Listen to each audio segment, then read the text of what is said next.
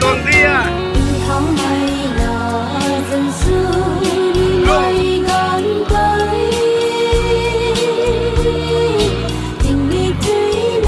Tên là gần bị đỏ nữa.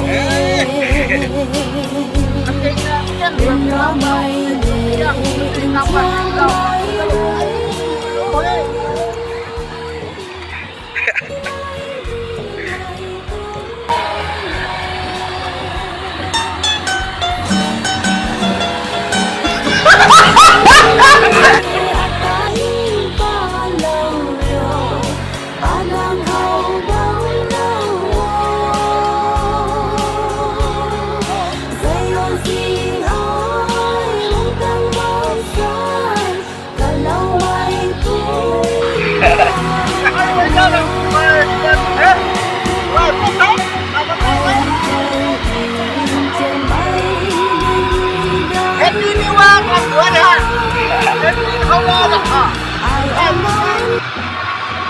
Em đi không lo được thì ai cũng hơi biết mũi rồi. Đây, đây.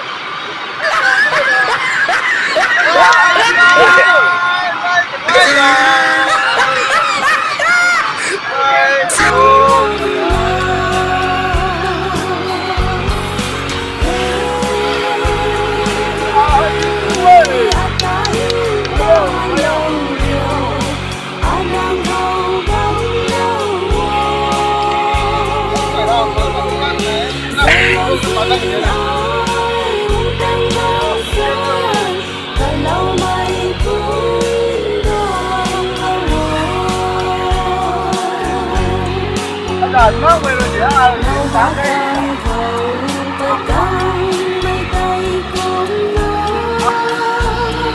Đây được không? Cái đó thì xin mua hết cái đây con gì? Đi đây đâu thì không? Không đi đúng không? Không an toàn. Cái này là kia là. Con đi thì con thế đi.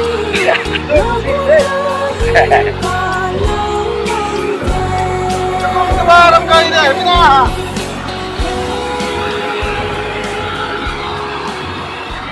Dùng ba cái đó là bắn thì bắn cái đúng cái này.